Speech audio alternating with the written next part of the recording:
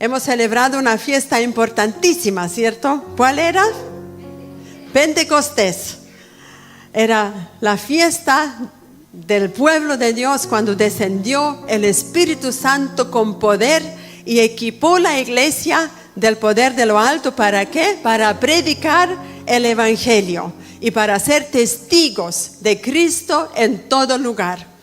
Entonces, después que el Espíritu Santo se empezó a mover en la iglesia, Él empezó a tomar las riendas de la iglesia, podríamos decir. Podemos ver que los discípulos, los apóstoles, empezaron a predicar por todo lugar, ¿cierto? Empezaron a predicar el Evangelio, y la Biblia dice que y Dios hacía grandes señales, milagros y prodigios por la mano de los apóstoles, y acompañaba la predicación con lo que solamente Dios puede hacer. Así que cada predicación, mis amados, tiene que estar acompañada con señales del cielo. Y generalmente también dentro de nosotros, cuando se exhorta la palabra, el Espíritu Santo empieza a quebrar yugos de esclavitud, mentiras que hemos creído durante años, cosas equivocadas en nuestra mente, nos empieza a despejar para poder entender bien la palabra. Y aquellos que todavía no conocen a Cristo, el Espíritu Santo empieza a revelarse a su corazón para que puedan tener un nuevo nacimiento en Cristo Jesús. Así que eso es lo que empezó a suceder después de Pentecostés, ¿cierto? Se empezaron a convertir muchísimas personas, y dentro de ellos un personaje que escribió muchas cartas en el Nuevo Testamento, que era Pablo, ¿cierto? Y el apóstol Pablo empezó a viajar con algunos compañeros por los alrededores para poder predicar el Evangelio, y así se empezaron a formar muchísimas iglesias. Y antes que el último discípulo falleciera, de aquellos 12 que anduvieron con Jesús, ¿quién fue el último de aquellos que vivió? Fue el apóstol Juan, ¿cierto? El más joven de los 12, el que más tiempo vivió. Y cuando él ya estaba viejito, ¿qué hicieron con él? Lo llevaron a una isla, Patmos, y lo llevaron cautivo.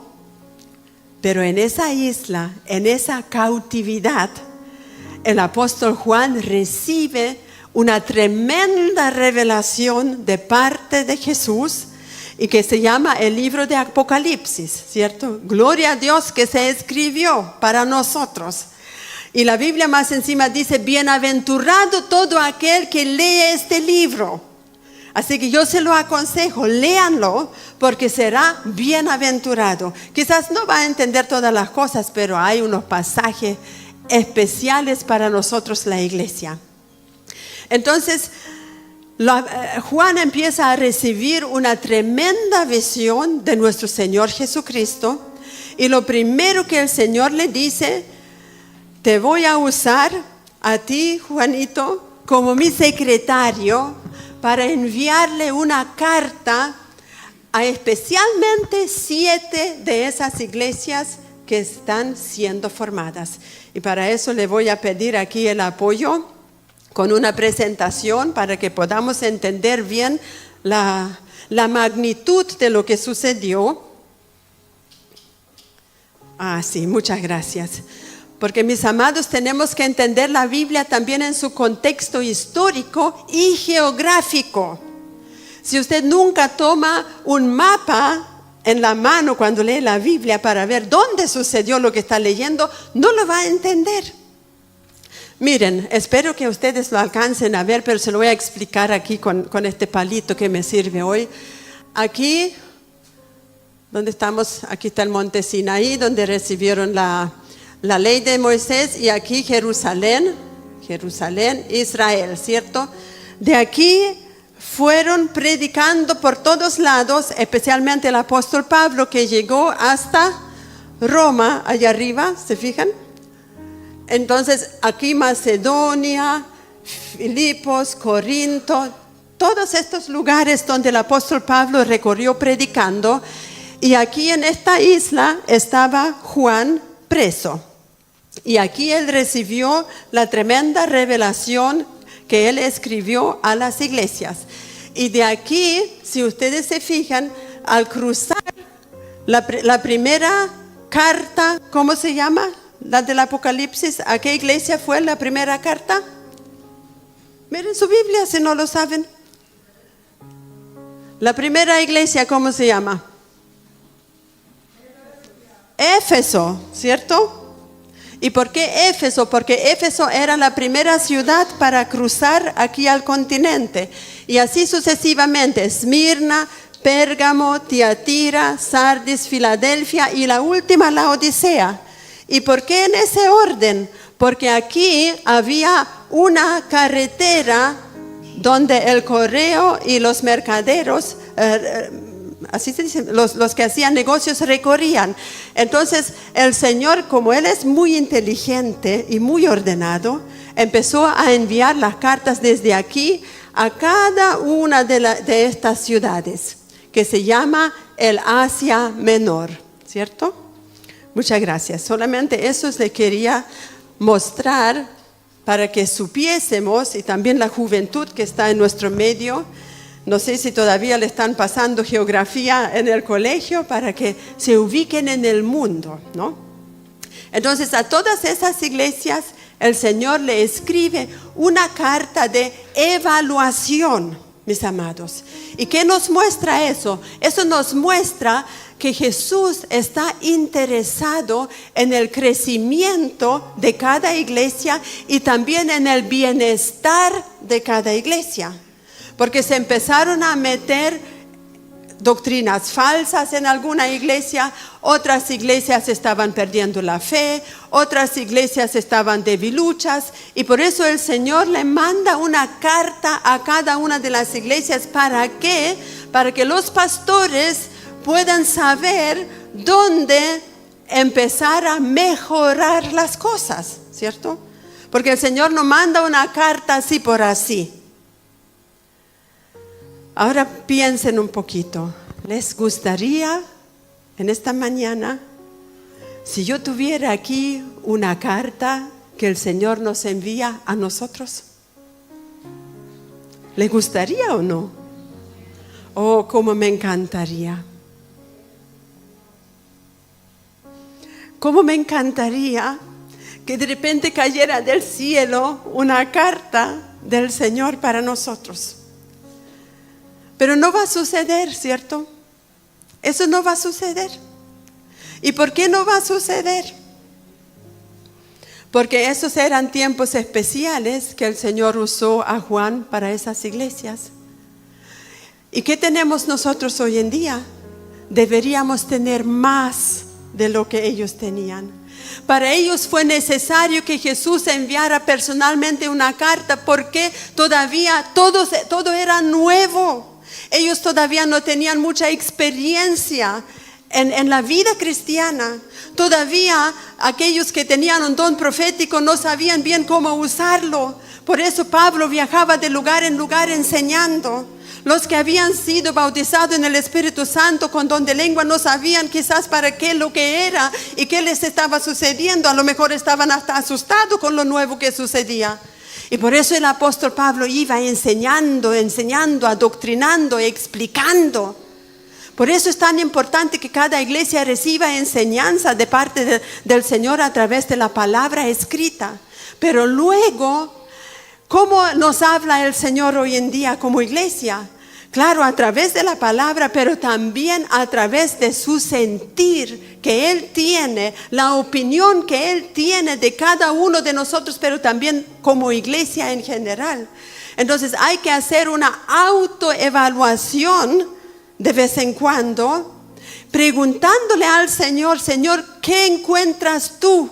¿Cómo me encuentras tú? Personalmente, pero también, Señor, ¿cómo nos encuentras tú como iglesia? Y para eso son los dones proféticos de profecía, son los dones, Señor, pastorales, para darnos cuenta cómo estamos como iglesia. Entonces, esta autoevaluación se hace o se ha hecho también en siglos pasados hasta el día de hoy.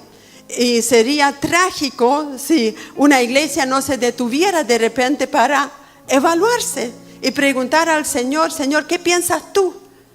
Porque si leemos las cartas del Apocalipsis, cada iglesia tenía sus características, cada iglesia tenía sus propios pensamientos, pero luego el Señor revela su propia opinión. Y muchas veces nos damos cuenta que la iglesia estaba media chueca y gracias a las cartas se pudieron enderezar o quizás por su rebelión nunca se enderezaron, ¿cierto? Entonces, les quiero leer de un libro que yo tengo, una autoevaluación de nuestro siglo. Hace tiempo que tengo este libro y lo he leído varias veces. Se llama Historia del Avivamiento Pentecostal en Chile. Y es importante saber, ¿acaso las cosas que sucedían antes hoy en día también suceden? Y yo quiero decirles que sí. Y también es importante saber un poco de nuestra historia cristiana para saber por qué estamos nosotros donde estamos. Entonces, para nosotros en Chile, mis amados, la iglesia metodista llegó en el año 1877. Anterior a eso, casi no había evangelio en Chile. Estaban los católicos, un par, pero gran parte de Chile todavía ni siquiera estaba poblada. Pero en las ciudades mayores, como Santiago, Valparaíso, llegaron los metodistas. ¿Y quiénes eran ellos? Los metodistas nacieron en Inglaterra como un movimiento estudiantil de las universidades, con John Wesley y su hermano. Entonces ellos ahí nació la iglesia metodista, no pentecostal, la iglesia metodista. ¿Y por qué ellos se llamaban los metodistas? Era un apodo que le habían puesto a ellos porque ellos se diferenciaron de la iglesia anglicana en Inglaterra, porque Wesley, como era estudiante universitario con cabeza, él hizo como un método para llevar la vida cristiana. De ahí viene la palabra metodista, para que ustedes sepan. Entonces, él desarrolló un método para que cada creyente pudiera vivir una vida en santidad y en devoción a Dios. ¿Y qué enfocaron ellos? Enfocaron especialmente el tiempo personal con Dios que cada creyente debería tener. Por lo menos decían media hora, cada creyente debe apartarse de sus quehaceres y debe pasar tiempo en oración, tiempo en lectura de la palabra de Dios para poder entender la mente de Dios, para entender y conocer a Dios y luego aplicar esa enseñanza a su propia vida y vivir una vida en devoción y en santidad delante de Dios.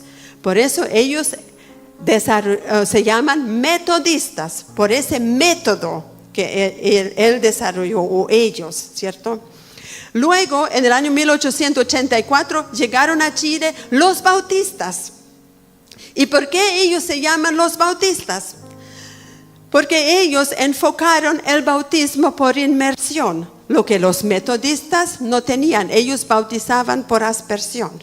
Si ustedes se fijan, hubieron varios cambios a través de lo largo de la historia de la iglesia. Entonces, el fundamento de todos ellos era el mismo. Todos creían en la Biblia, todos creían en el Padre, Hijo y Espíritu Santo, todos creían que hay que evangelizar el mundo, todos creían que Jesús murió en la cruz, resucitó al tercer día, todo eso lo creían, pero en algunas prácticas se diferenciaban. ¿Se fijan? Entonces los bautistas, ellos empezaron con el enfoque de la necesidad del bautismo en agua por inmersión. Y en el año 1897 llegó a Chile la Alianza Cristiana y Misionera, porque ellos tenían otro enfoque, el misionero. Para ellos lo más importante era recorrer los campos, recorrer las ciudades con el evangelio y predicar. Entonces son las diferentes podríamos decir, enfoques que cada uno le empezó a dar al Evangelio, pero la base para todos iba a ser la Biblia. O sea, no había ahí una herejía, una falsa enseñanza en los comienzos, ¿cierto? Entonces, en la medida que creció la iglesia metodista en Chile, y eso va a suceder en todo lugar donde hay gente que busca con sinceridad la presencia de Dios, se empezó a derramar el Espíritu Santo en la iglesia metodista. Y cuando empezaron los hermanos a tener manifestaciones del cielo, como el don de lenguas, como sanidades, como liberaciones, como palabra profética, ahí de repente, eso es por voluntad de Dios, hubo como un despertar en la iglesia metodista. Y voy a leerles solo un párrafo de este libro que sucedió en el año 1918. Sale un artículo en una revista cristiana que se llamaba El Heraldo Cristiano, o sea, es algo público, no es algo a escondidas. Este es un artículo de una revista oficial cristiana, donde dice lo siguiente. La escribe un pastor. La verdad es que estamos invadidos por el espíritu mundano que trabaja con más furor que en ninguna parte en el seno de la iglesia. Escuchen atentamente la evaluación que hace este pastor. Estamos invadidos por el espíritu mundano que trabaja con más furor que en ninguna parte en el seno de la iglesia. Pero no es esto lo peor, sino el hecho de que el espíritu destructor no nos haya debidamente preparados para contrarrestarlo. Nuestras iglesias son espiritualmente débiles y están siendo carcomidas secretamente por la polilla del alma. Polilla del alma se refiere que las cosas ya no se hacen en el espíritu, sino se hacen del alma, de las emociones, de los sentimientos, de lo que me parece, de lo que yo pienso. Ese es el alma, nuestros propios pensamientos. Entonces, cuando yo les leo este párrafo, ¿no les suena algo como parecido a lo que tenemos hoy? En muchas congregaciones que uno mira. Y le voy a leer otra vez lo que me impactó. Lo peor no es que el espíritu destructor trabaja, sino que a nosotros no nos haya debidamente preparados para sacarlo fuera.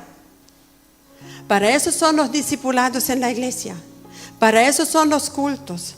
Para eso son los días de reunión online. Para eso son las oraciones del día jueves, mis amados. Para que cuando nos toque a nosotros batallar con la influencia del mundo dentro de la iglesia, estemos preparados. Y con eso le estoy diciendo, conéctese cuando hay oración, venga cuando hay culto, no se quede afuera, no se quede en sus casas cómodamente, porque prontamente podemos también nosotros ser infectados con esta polilla del alma. Lo que el pastor detectó a principios de este siglo. Luego dice, y vemos con indecible pesar que muchos pastores y juntas de oficiales o son indiferentes al mal o hacen la vista gorda. ¿Se parece a hoy? Claro que sí. Luego dice, tal vez ellos mismos están anestesiados por la morfina del espíritu mundano y no se dan cuenta de lo que pasa. Entonces es una autoevaluación de la iglesia metodista. Y finalmente les leo, es seguro que Cristo, si les hablara hoy por boca de uno de sus profetas, les diría como a ciertas iglesias del Apocalipsis, tengo contra ti que has dejado tu primer amor. Tienes nombre de que vives y estás muerto. Tú dices, yo soy rico, estoy enriquecido y no tengo necesidad de ninguna cosa. Y no conoces que tú eres un cuitado miserable, pobre, ciego y desnudo. Sí, nuestras iglesias hoy como necesitó la iglesia romana en tiempos de la Reforma, necesita una purificación completa de sus pastores y de sus miembros. Y con esto nació la iglesia metodista pentecostal, porque ellos decidieron dejar que el Espíritu Santo tome las riendas de la iglesia y dejaron que los dones sobrenaturales comiencen a funcionar en la iglesia. Por eso lo que ustedes, quizás la juventud se pregunta, ¿por qué hay tantos nombres? Ya saben, por lo menos algunos, porque existen. ¿Y por qué nosotros no somos ni metodista, ni bautista, ni pentecostal, ni nada de eso, sino nosotros le pusimos Iglesia Cristiana Vida Nueva, porque nos identificamos con Cristo, que nos dio una vida nueva. Somos en nuestras raíces pentecostales porque recibimos lo mismo que ellos recibieron en el día de Pentecostés, el Espíritu Santo. También bautizamos por inmersión. También queremos tener un método, una constancia, ¿cierto?, en nuestra vida personal para honrar a Dios. O sea, de todos ellos aprendemos. Nunca hay que desechar lo que Dios nos dio en el pasado. De ahí venimos nosotros. Pero lo que tenemos hoy también hay que evaluarlo, ¿de acuerdo? También hay que evaluarlo. Y para eso le voy a invitar ahora a Apocalipsis capítulo 3. Vamos a leer la última carta que el apóstol Juan recibió de la boca de Jesús, porque esa carta se está refiriendo a nuestros tiempos. Cada una de las cartas que fue escrita se está reflejando cierto tiempo en nuestra historia como humanidad. Y la carta de la Odisea, si bien fue para esa iglesia específica, pero también representa este último tiempo antes de la venida de nuestro Señor Jesús. Y por eso vamos a leer un par de versículos de esta carta. Dice así, Apocalipsis 3, verso 14.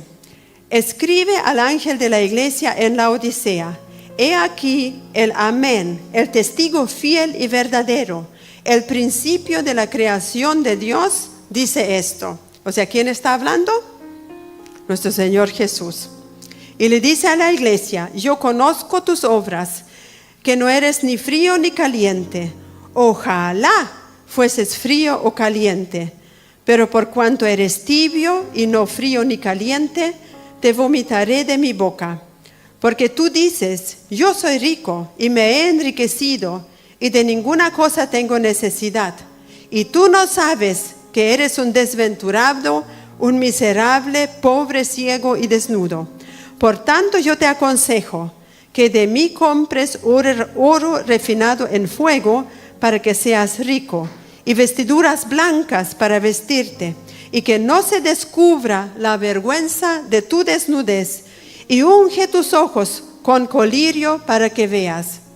Yo reprendo y castigo a todos los que amo. Sé pues celoso y arrepiéntete. Hasta aquí vamos a leer. Sé pues celoso y arrepiéntete. Vamos a analizar cortito lo que dice al comienzo. En el versículo 15 el Señor dice clarísimo: yo sé lo que tú estás haciendo. Conozco tus obras. Así que de mí tú no puedes esconder nada. No hagas el esfuerzo, porque yo te conozco. Yo escudriño tu corazón.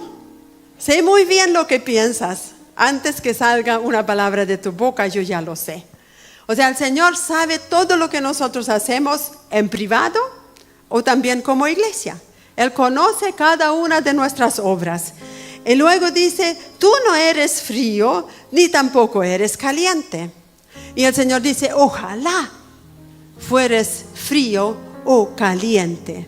Ahora, ese estado, ¿a qué se refiere? La Odisea, lo que yo le mostré, la ciudad en sí, no tenía fuentes de agua propia. Ellos recibían su agua de las ciudades alrededor. Recibían agua fría de Colosa y recibían agua termal de Hierápolis. Entonces el agua fría que llegaba por los acueductos, que todavía hoy en día existen, gran parte han descubierto los arqueólogos, mientras venía el agua fría de Colosa a la Odisea, en el trayecto se volvía tibia por el calor.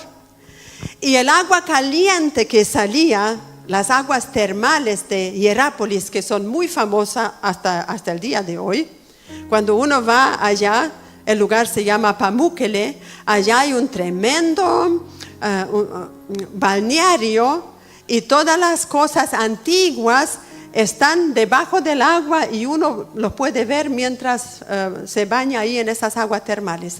Entonces el agua termal de Hierápolis venía hacia la Odisea, pero en el trayecto se iba enfriando, ¿sí? Entonces todas las aguas que llegaban a la Odisea estaban tibias. Si alguien quería refrescarse en el verano con el agua fría de Colosa, no podía porque ya estaba tibio. Cuando nosotros anduvimos en India no había agua fría por ningún lado, todo estaba tibio porque con 50 grados de calor cada agua estaba tibia y no es muy agradable, pero había que tomar mucha agua por el calor. Entonces la gente de la Odisea entendía muy bien lo que Jesús quería decir. Ojalá fueses frío para refrescar. Ojalá fueses caliente para que Él se bañe, lo sienta agradable. Pero tú no eres ni uno ni lo otro. En el fondo está diciendo lo que debería ser para refrescar no sirves. Lo que debería ser calentito para abrazar a otros y dar calor tampoco sirves. Tú estás tibio. Y a los tibios, que dice la Biblia, que le produjo al Señor, le produce náuseas. No le agrada al Señor. Si uno no se define lo que quiere ser, mis amados, y para nosotros los cristianos entendemos, no eres ni frío ni caliente, a veces lo referimos que no eres ni cristiano 100%, ni mundano 100%, ¿cierto? Hay una mezcla. Entonces, el que debería ser 100% cristiano, cuando permite la influencia mundana en su vida, en su pensamiento, en su actuar, ¿servirá? No sirve y el Señor le da náusea. Tampoco sirve cuando uno está un 3/4 con el Señor, ¿cierto? O el 99%. El Señor nos quiere completo, porque Él también se entregó completo a nosotros. Entonces, si queremos ser hijos de Dios, mis amados, el primer consejo que podemos sacar de esta palabra, de decidir caminar 100% con el Señor.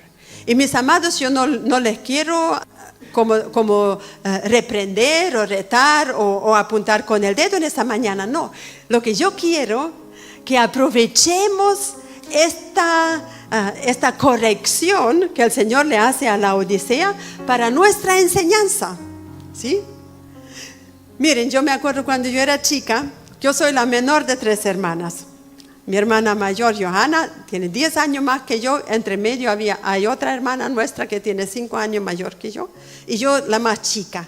Entonces, en casa, cuando mi padre y mi madre regañaban generalmente a la de al medio, porque Johanna casi siempre se portaba bien, pero la de al medio era muy diferente. Entonces a ella le tocaba muchas veces una corrección. Y como yo era chica y amaba a mis padres, yo aprovechaba esas instancias para yo aprender, ¿me entienden? Para no hacer lo mismo, para no recibir el castigo que ella recibe y para no tampoco dañar a mis padres. Entonces, esa es la actitud que me gustaría que usted puede tener en esta mañana al leer esta palabra. Si este regaño que el Señor le da a la iglesia, que nos sirva a nosotros de aprendizaje. y decir, Señor, yo no quiero ser así. Como yo te amo, yo quiero llevar una vida en santidad para ti. Yo quiero estar en condición para que tú me puedas decir, tú sirves.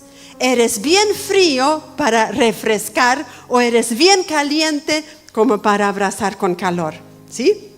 Entonces ese es el primer punto que usted puede ir reflexionando. Luego el Señor al tiro tiene su consejo. Miren, cuando estamos en cualquier problema, el Señor siempre tiene un consejo. Y cuando el Señor nos reprende, con cada reprensión al tiro nos da la salida. Así de bueno es Él. Entonces aquí le muestra la salida a la iglesia y le dice, en el versículo 18, el 17 lo vamos a obviar hoy porque ahí el Señor los está criticando y los está reprendiendo, según lo que ellos piensan de sí. Vamos a ver hoy día el versículo 18. Por tanto, yo te aconsejo que de mí compres oro refinado en fuego. Este es el versículo clave para hoy. Yo te aconsejo que tú compres. ¿Cómo vamos a comprar del Señor? Sabiendo que el Señor mismo en otra parte de la Biblia dice, venid, comprad sin dinero. Ya sabemos que el Señor no quiere nuestro dinero, ¿cierto? El Señor no necesita. La salvación, siempre dicen que la salvación es gratis, ¿cierto? Pero yo te digo en esta mañana, esa es verdad hasta cierto punto nada más. Yo estoy agradecidísima con el Señor, porque el día cuando yo me convertí, a mí no me dijeron, la salvación es gratis. A mí la hermana que me llevó a Cristo me dijo, si quieres a Cristo, te va a costar tu vida. Y eso es el Evangelio. Si quieres a Cristo, me dijo, te va a costar tu vida. Y hoy en día le decimos a la gente, la salvación es gratis, el Señor te ama, te acepta como eres, ven al Señor, la gente hace la oración del pecador y listo. Y después tenemos el gravísimo problema, ¿cómo decirle ahora los versículos, por ejemplo, donde el Señor habla que hay que morir por Él? ¿Cómo le vamos a decir ahora que tiene que entregarse en las manos del Señor si el otro le dijo que todo es gratis y que no hay problema con Dios? Esa es la forma de comprar con Dios. Todo cuesta, mis amados, en esta vida. Así dicen en Chile, ¿cierto? Todo cuesta. Con Dios también todo cuesta. Cuesta nuestra entrega, cuesta nuestra rendición, cuesta que yo me humille, cuesta que yo le entregue mis proyectos, que yo entregue mi vida. Porque muchos cristianos no son victoriosos, porque le han mentido o porque ellos mismos quieren creer la mentira de que caminar con Cristo es fabuloso. Voy de gloria en gloria y nunca se sacrifican, nunca sirven al Señor, nunca se esfuerzan. ¿Me entienden? Hay una gran diferencia. Aquí el Señor dice, ven donde mí y compra. Con eso el Señor se refiere, tú me tienes que dar algo y yo también te voy a dar a cambio. Usted tiene que dar algo esta mañana al Señor. Y yo creo que algunos nunca han entregado su vida por completo a Cristo. Por eso también su vida es mediocre. Por eso le cuesta servir al Señor. Por eso le cuesta ofrendar. Por eso le cuesta diezmar. Porque su vida no está rendida al señorío de Cristo. Si no le gusta el mensaje, está libre para retirarse ahora mismo. Pero allá usted. Yo prefiero que me digan la verdad, aunque me duela, así como a esta iglesia tiene que haberle dolido lo que el Señor dijo. Pero tengo la oportunidad de cambiar. ¿Qué gana usted con ir al médico? Con mucha dolencia el médico dice, no te preocupes, todo bien, todo va a estar bien. No va a estar contento usted. ¿Sí?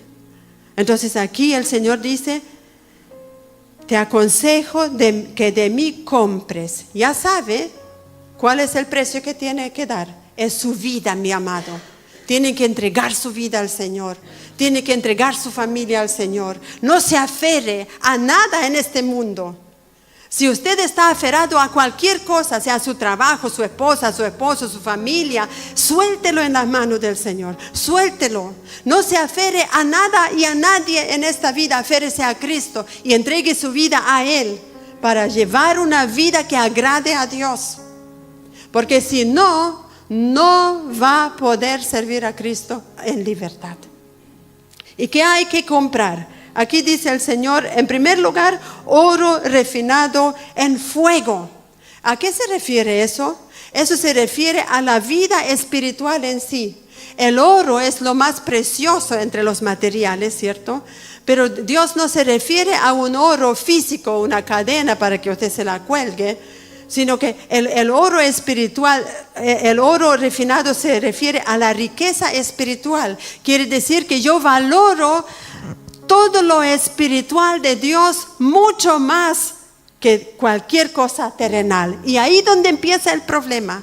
Nosotros valoramos mucho más las cosas terrenales. ¿Y saben por qué se lo digo? Porque pasamos mucho más tiempo con nuestra vida terrenal que con el Señor.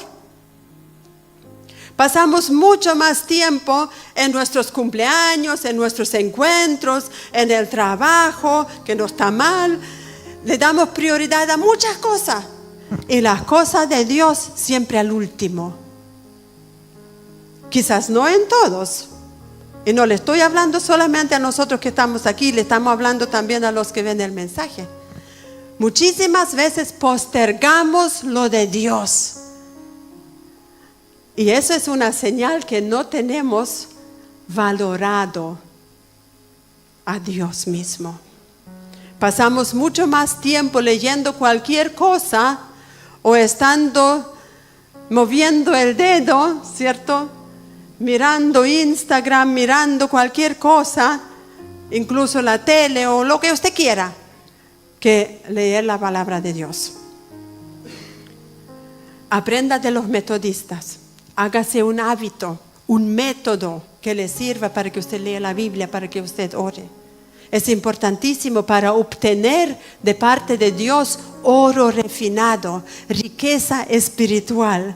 Y de esa forma le vamos a demostrar a Dios que realmente Él es primero en mi vida. ¿Cómo usted le demuestra a Dios que es primero en su vida?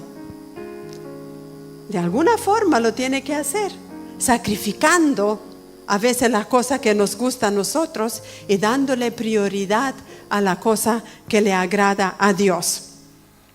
Luego del oro refinado, dice para que seas rico.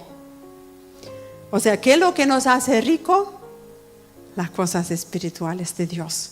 Y vestiduras blancas para vestirse. Y para leer de la vestidura blanca, leamos Isaías 61, el versículo 10. Isaías 61, versículo 10. Ahí dice, en gran manera me gozaré en Jehová. Mi alma se alegrará en mi Dios, porque me vistió con vestiduras de salvación, me rodeó con manto de justicia, como a novio me atavió y como a novia adornada con sus joyas. Miren qué hermoso versículo. Me gozaré en mi Dios, en Jehová. ¿Por qué? Porque Él me vistió. ¿Y de qué lo vistió Dios? Cuando uno es pecador y viene a Cristo, viene con una vestimenta del mundo, ¿cierto? Con todo el pecado, con todo lo que he aprendido, con todo lo que soy. Vengo a Cristo. Entonces Él me entrega su salvación de regalo. Se supone que yo le entrego mi vida, me rindo a Él, acepto que Él me lava con su sangre. Dios me quita todo lo sucio, todo lo viejo, Dios lo quita. Y me pone una vestidura nueva. Y aquí está hablando, ¿cómo es esa vestidura? Se llama la vestidura de salvación, se llama manto de justicia. Quiere decir que delante de Dios Padre estoy justificado. Él me perdonó, Él me aceptó y ahora soy un hijo de Dios, vestido de nuevo. Ahora, mis amados, ¿dónde está el problema? Que nosotros con nuestros ojos físicos no podemos ver ese milagro. Pero en el mundo espiritual, los seres espirituales que nos rodean, los ángeles, los demonios, ellos sí nos ven. Ellos nos ven diferente a como nosotros nos vemos. Ellos ven nuestra forma espiritual que tenemos. Entonces de lejos ellos ven si viene alguien resplandeciente con esta ropa blanca o alguien se acerca sucio, andrajoso del mundo, ¿cierto? Pero también ellos ven cuando uno que viene con una ropa blanca y con manchas, porque se manchó a través de los pecados que uno ha cometido, ¿cierto? Entonces la vestimenta se ensucia, que no debería ser. Vamos a ver eso más adelante, pero me quiero detener en este verso un poquito más. Me rodeó de manto de justicia y me atavió como a un novio. Este versículo es para los hombres. Me atavió como un novio. ¿Cuántos han sido novios de aquí? Varios, ¿cierto? Se han vestido de novio, se bañaron, se afeitaron, se encacharon, compraron un lindo terno, compraron una camisa, se pusieron hermoso, zapato nuevo, colonia, ¿cierto? Se lavaron 3 veces los dientes, se echaron un spray por si acaso, o sea, se arreglaron para ser el novio, el más hermoso de los hombres de ese día. Y las mujeres, ¿qué dice de las mujeres? Como a novia adornada con sus joyas. Varias hemos sido novias y varias van a ser novias algún día. ¿Cómo nos arreglamos? ¿Cómo nos encachamos? ¿Cierto? Ahora en mi caso no fue muy posible porque no tuve espejo ese día que nosotros nos casamos en Talcahuano, así a la rápida. Así que mi querida suegra me arregló a mí y como no me pude revisar, en vez de ponerme mi adorno así bien bonito como tenía que ser, me lo puso por acá y quedó muy largo, así que lo dobló aquí. Y cuando entro a la iglesia, mi esposo me dijo, ¿quién te hizo esos cachos? ¿Qué sabía yo? Yo pensé que está todo ok. Pero en el caso de Dios, aquí en el caso de este versículo, Dios nos adorna y Él lo hace perfecto. A Él nada le queda mal. ¿Y a qué se refiere con este adorno? Cuando venimos al Señor, Él nos regala su salvación, nos pone el manto de justicia y luego empieza a adornar nuestra vida con dones espirituales, con hermanos que Él nos regala, con una vista espiritual y empieza a ponernos hermoso, que la gente cuando nos ve dice, oye, ¿qué te pasó? Empezamos a irradiar. De nuestros poros tiene que salir olor fragante de Dios porque se supone que el Espíritu Santo está dentro de nosotros y uno empieza ya a hacer una vida totalmente diferente y a la gente le va a agradar eso. Entonces Dios nos adorna y miren, yo encuentro tan amoroso Dios. Puso aquí el novio y la novia para que ninguno se sienta excluido, ¿cierto? Mujeres y hombres, todos tenemos acceso a la misma salvación y el Señor nos adorna en general a todos. Luego dice en Efesios capítulo 5, verso 27, donde Pablo enseña sobre el matrimonio, dice el matrimonio debe ser como la iglesia y Cristo, así de unidos, y dentro de eso dice, Cristo se entregó por su iglesia, en el versículo 27, una iglesia gloriosa, sin mancha, sin arruga, una iglesia santa y sin mancha, lo vuelve a repetir, sin mancha se repite 2 veces en ese versículo. Y cuando algo se repite 2 veces en la Biblia es porque hay que ponerle importancia. Entonces tenemos que cuidar nuestra vestimenta, mis amados. La visión de Cristo, de su iglesia, es una iglesia gloriosa, una iglesia santa, una iglesia sin mancha. Pero para que nosotros podamos ser esa iglesia, cada uno de nosotros tiene que cuidarse. tiene que santificarse. Cada uno de nosotros tenemos que vivir con ese proyecto en mente. Cada día que yo me levanto, yo pienso, el Señor quiere que yo sea gloriosa, que yo sea sin mancha, sin arruga. No estas arrugas que aparecen con el tiempo de la vejez. Eso me dan igual, eso al Señor ni siquiera le importan. Arruga espiritual se refiere. Que estemos bien bonitos para Él. Y eso solamente lo podemos hacer si pasamos tiempo en la presencia de Dios. Y si nos dejamos moldear por el Señor. Para que nos parezcamos cada vez más a Cristo. Entonces, Dios no se va a contentar con cualquier tipo de iglesia, mis amados. Por algo, algunos grandes hombres de Dios dicen que el Señor les ha revelado que algunos pastores con iglesia y todo van para abajo en vez de para arriba. Porque cuando hay contaminación, tanto en el liderazgo como en la iglesia, no podemos pensar que el Señor nos va a aceptar porque Él nos ama. No. La Biblia dice bien claro que en aquel día muchos le dirán, Señor, Señor, en tu nombre hicimos muchísimas cosas. Y el Señor le va a contestar y le va a decir, no te conozco, malhechores. Entonces es un tema muy delicado y muy urgente a atender. En Apocalipsis capítulo 7, del versículo 9 al 17, que no lo vamos a leer todo porque es muy largo, ahí Juan recibe una visión de una multitud. Y toda la multitud está vestida con ropas blancas. Y toda la multitud adora a Dios. Y en esa visión Juan ve muchísimos ángeles alrededor del trono. Y todos adoran a Dios. Y los 24 ancianos se arrodillan y ponen su cara en el suelo y adoran a Dios. Y de repente alguien le pregunta a Juan, ¿quiénes son estos? Y obviamente Juan no lo sabe. Y le dice, tú lo sabes. Y el anciano le contesta, le dice, estos son aquellos que han salido de la gran tribulación, han lavado sus ropas en la sangre del Cordero y ahora están aquí delante del trono de Dios y le adoran a Él porque Él es digno de recibir toda la honra, toda la gloria, todo el poder, toda la fortaleza. Dios. Entonces, ¿quiénes era esa gran multitud? No somos nosotros. Son aquellos que van a pasar la gran tribulación en la tierra. Porque vamos a poner un poco en el contexto. Todavía estamos aquí, el Señor no ha regresado.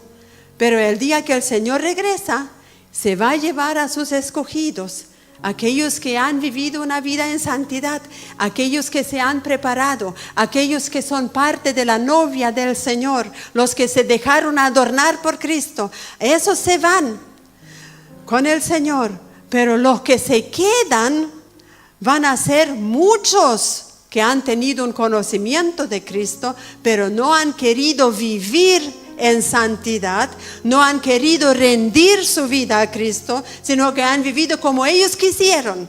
Han ignorado gran parte de la palabra de Dios y pensaron que igual Dios lo va a aceptar. No, Señor, toda esa gente que se han llamado hermanos, se van a quedar abajo y van a tener que pasar por la gran tribulación. ¿Y cuál es la gran tribulación? Es cuando el anticristo va a gobernar desde Jerusalén, ¿cierto? Y van a haber desastres en el mundo entero y van a ser perseguidos los cristianos y muchos van a morir por las armas que van a haber en ese entonces. A muchos los van a matar, pero aquellos que se mantienen fieles en ese tiempo, ellos van a ser parte de esa gran multitud que con ropa blanca van a aparecer delante del trono de Dios. Porque hay muchos que se van a quedar abajo y lo van a lamentar, pero sí se van a acordar de la enseñanza, sí van a recordar que es necesario pedir perdón, arrepentirse delante de Dios, pedir perdón por los pecados y santificar su propia vida para tener luego acceso al cielo. Porque si no lo hacen, el acceso abierto va a estar hacia abajo. ¿Me entienden? Entonces, esa gran multitud, Dios se la mostró a Juan en visión. ¿Estaban con qué ropa? Ropa blanca. Y en Apocalipsis capítulo 19, del verso 6 al 8, esto lo vamos a leer. Apocalipsis 19, versos 6 al 8, dice: y oí como la voz de una gran multitud. ¿Se fijan? Otra multitud. Como el estruendo de muchas aguas y como la voz de grandes truenos que decía: aleluya, porque el Señor nuestro Dios Todopoderoso reina.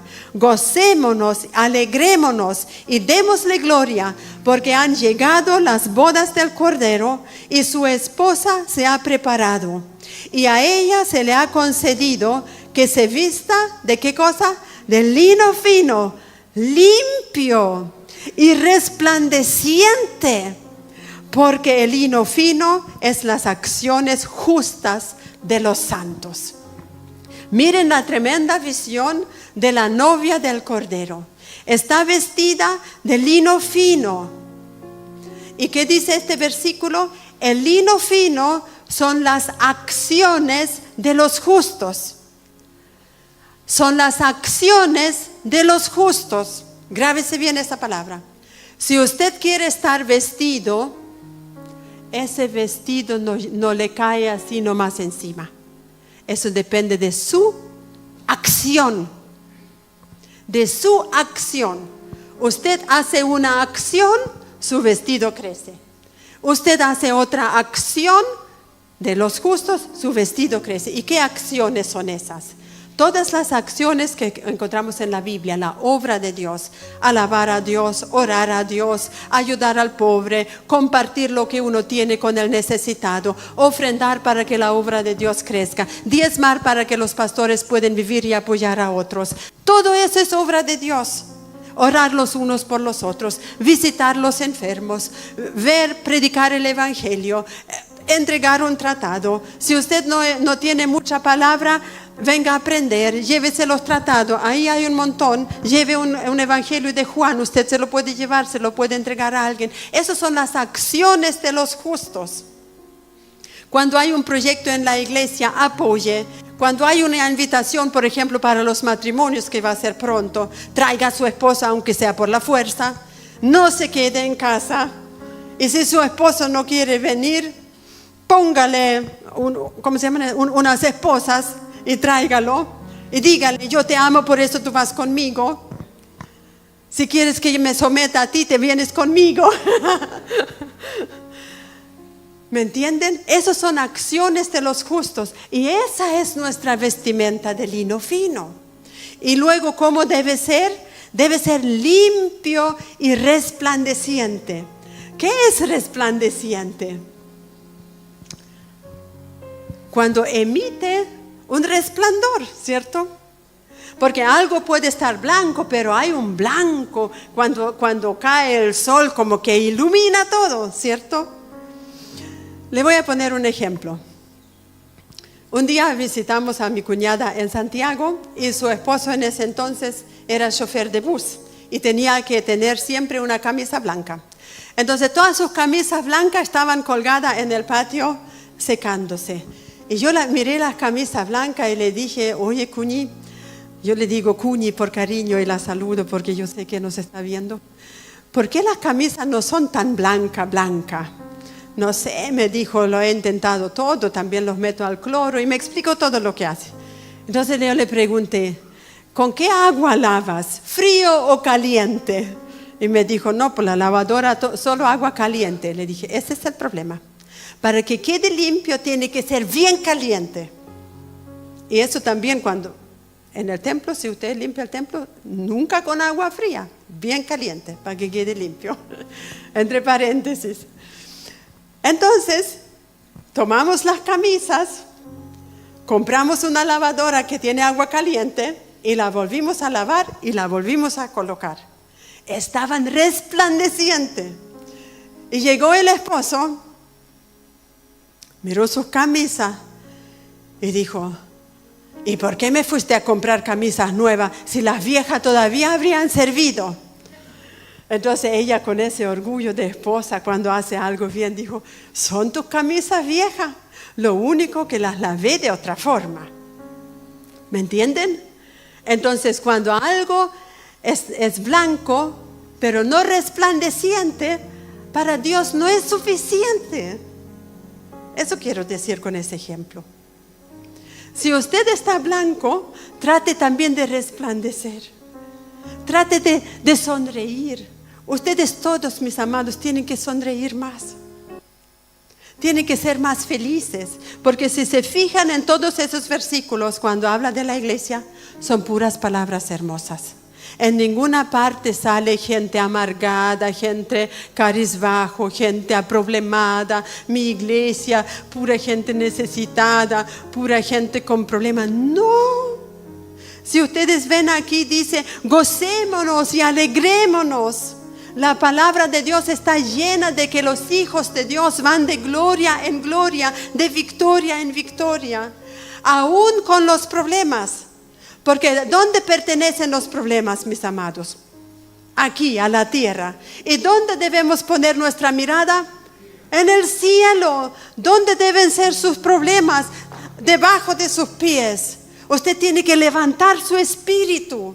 No viva almáticamente, guiado por sus emociones, guiado por su pensamiento, guiado por su alma. Porque nuestra alma muchas veces es el problema. Por algo cantamos, alma mía, alaba al Señor. Es su espíritu que se tiene que levantar. Es su espíritu que resplandece. Es su espíritu que se tiene que fortalecer para combatir con el alma. Porque cuando Pablo muchas veces dice, vivan como en el espíritu. Porque el espiritual entiende las cosas del espíritu. El carnal no entiende. Si usted no entiende, revise, Señor, ¿seré carnal? Porque no es normal que un hijo de Dios lleno del Espíritu Santo no entiende la Biblia. Eso es imposible. Revise su vida. Hágase una autoevaluación.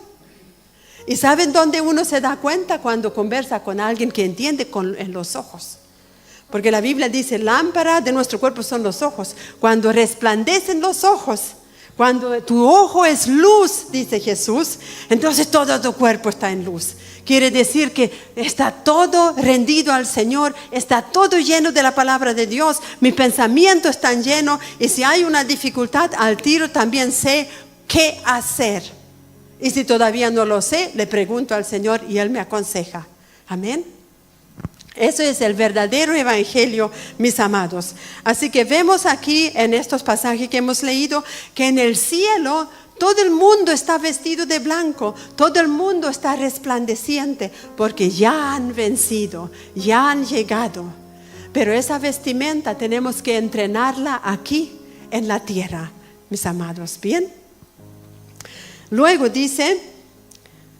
Vamos a retomar el versículo de un principio para volvernos a meter en este verso. Aconsejo de que me compres oro refinado para que seas rico, vestiduras blancas para vestirte. ¿Y para qué son esas vestiduras? ¿Qué dice su verso? Y que no se descubra la vergüenza de tu desnudez. Para eso es la vestidura, porque esta vestidura espiritualmente nos cubre. Cubre nuestra desnudez. Porque cuando uno se supone ha venido a Cristo, imagínense eso bien en su mente. A mí me ayuda mucho imaginarme la cosa para entender. Un pecador viene con su vestimenta sucia, ¿cierto? ¿Qué hace el Señor? Quita la vestimenta sucia y ¿cómo queda uno? Desnudo. El Señor viene y nos pone una vestimenta blanca, ¿cierto? Nos viste del manto de la salvación. Pero cuando yo no cuido el manto de la salvación, lo que ya le expliqué, ese manto va como desapareciendo. Se va achicando. ¿Y qué aparece? la desnudez. Entonces el Señor dice, vístete con las obras de los santos, de los justos. Haz obra del Evangelio para que estés vestido y no se vea tu desnudez. ¿Me entienden? Entonces, esa vestimenta que el Señor nos ofrece, la vestidura blanca, es para cubrir la vergüenza que podríamos sentir si uno no camina recto delante del Señor. Porque cuando uno se siente avergonzado, está a tiempo de cambiar. Pero lamentablemente hay muchos que a veces se sienten avergonzados, pero no quieren cambiar. Porque su mirada está abajo y no arriba. Valoran más lo de abajo en vez de valorar lo de arriba. Entonces la invitación del Señor es que cada vez que nos damos cuenta que estamos fallando en cualquier cosita, arrepentámonos. Volvamos al Señor. Cada vez que nos arrepentimos, el Señor nos limpia. Por eso el consejo que luego en el verso 19 el Señor le dice, sé celoso y arrepiéntete. Así de fácil, arrepiéntete y cambia. Porque arrepentir significa cambiar, ¿cierto? Arrepentir significa hacía una cosa, pero luego lo hago totalmente lo contrario. Vivo para Cristo. Entonces eso es la vestimenta que nos cubre, que nos arropa y que nos ayuda para no normalizar vivir lejos de Dios. Y lo último que el Señor le aconseja, unge tus ojos con colirio para que veas.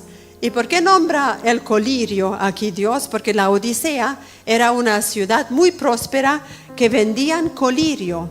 Es un ungüento para los ojos. Por eso el Señor usa esa expresión y le dice, tómate tu colirio. Si tienes problemas de físicos en tu ojo, tú tomas tu colirio y te lo pones. Pero para que tú veas espiritualmente, tienes que usar el colirio que tengo yo. Compra de mí, dice el Señor, colirio para tus ojos, para que puedas ver. O sea, nuevamente, algo cuesta. Entrégame esas áreas de tu vida que todavía tú estás gobernando. O es todo o es nada. Entonces ese es el colirio que el Señor nos ofrece. Por eso cantamos a veces esa alabanza, abre mis ojos, oh Cristo, porque nuestros ojos a veces se pegan. Han estado a veces un poco enfermos de los ojos y despiertan en la mañana y no abren los ojos porque están llenos de alguna cosa pegajosa, ¿sí? Y uno le cuesta y le duele. Y los niños cuando son pequeños y tienen problemas en los ojos, al tiro uno hace un té negro y viene una manzanilla y le echa para que se abra nuevamente el ojo y uno empieza. Así es espiritualmente. Si no mantenemos nuestros ojos puestos en Cristo Jesús, viene la mugre del mundo y nos empieza a molestar. Al principio son molestias pequeñas y uno la trata de sacar. Luego vienen molestias más grandes, pero cuando uno no la saca se acostumbra a la molestia esa. Ya me acostumbro.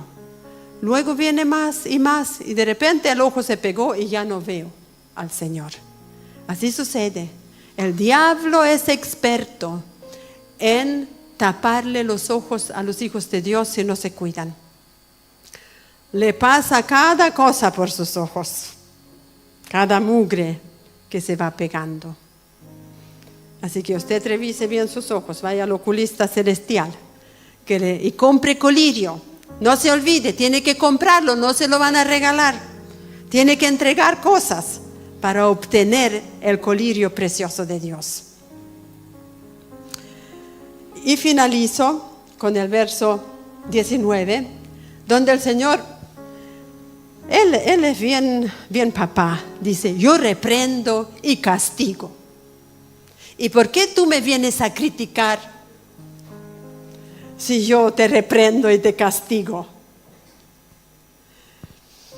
¿Cierto? Hay varios padres aquí. ¿Cuántos no han castigado a sus hijos? Yo los he castigado. Y a algunos le he dado bien fuerte. Porque se lo merecían. ¿Y por qué yo le digo a Dios, a mí tú no me castigas? Y también decimos a nuestros hijos, por ejemplo, le hemos enseñado, nadie debe castigar a tus hijos, solo tú. Nadie debe castigar a nuestros hijos, solamente nosotros, somos los padres. ¿Sí? Nadie debe castigar a los hijos de Yanela con Alejandro, excepto ustedes. Y así cada papá. ¿Por qué? Porque son sus hijos, son su responsabilidad. Ustedes tienen que enseñarle y ustedes tienen que darle su merecido cuando es necesario. Y con nuestro Padre Celestial también es así. Nosotros no tenemos el derecho de castigar a nadie de nuestros hermanos. Tienen un Padre, que Él los castigue. Tienen un Padre, cada uno de nosotros tenemos un Padre en el cielo. Y Él va a aplicar castigo cuando sea necesario. Y cuando Él nos reprende y cuando Él nos castiga, Él sabe cómo hacerlo y sabe que es para nuestro bien. Porque nosotros no castigamos a nuestros hijos porque queremos destruirlos. Lo castigamos para enseñarles el camino correcto. Y nuestro Padre Celestial, si no nos castigara, dice la carta a los Hebreos, nos consideraría como bastardos. Así que esto siempre a mí me hace un eco en mi mente. Si la Biblia dice que el que no recibe corrección, Dios lo considera un bastardo, entonces yo prefiero que me corrijan, que me castiguen, porque lo que no quiero ser es un bastardo. Ahora, revise, si no es castigado por el Señor y corregido, pregúntese si Dios lo considera un bastardo y arréglese rápidamente con el Señor. Arréglese rápidamente y dígale, Señor, yo no quiero ser un bastardo, yo quiero ser tu hijo. No importa lo que me cuesta, no importa si tú cambias todo el plan de mi vida, no importa si quedo en la calle, con tal que sea tu hijo. Esa actitud debemos tener, mis amados. Yo reprendo y castigo a todos los que amo. Sé pues celoso y arrepiéntete. Sé pues celoso. Ahora, el celo es un fruto de la carne, ¿o no? Pero en este sentido no. En este sentido Dios quiere que usted se ponga celoso, celosísimo, con su vida espiritual. A eso se refiere. Sea celoso con su vida espiritual y con su relación con Dios. Póngase las pilas y dígale, Señor, no voy a permitir que nada me quite mi vida espiritual. No voy a permitir que nadie interfiera en mi relación contigo o en mi servicio a ti. Porque a veces nosotros mismos podemos servir de estorbo para aquellos que quieren servir al Señor. Muchas veces. Que no seamos estorbo para los que quieren servir al Señor. Que no seamos estorbo para nadie. Así que este es el mensaje, mis amados. Sé celoso y arrepiéntete si es necesario. Aceptemos la corrección y también el castigo de Dios si es necesario, porque es para nuestro bien. Es para nuestro bien. Así que este análisis de la iglesia de la Odisea nos sirva a nosotros para muchas cosas. En primer lugar, los que se tienen que arrepentir, les sirve. Los otros que han revisado su vida y dicen, sí, Señor, yo voy contigo. Yo creo que estoy bien. Entonces, Señor, voy a seguir con mi ropa blanca. Voy a seguir con mis buenas acciones. Voy a cuidar mi ropa blanca. Y quiero llegar arriba a tu presencia para poder estar junto con todos los que ya están de blanco, un día alabando al Cordero de Dios. ¿Qué les parece? Vamos a orar, mis amados.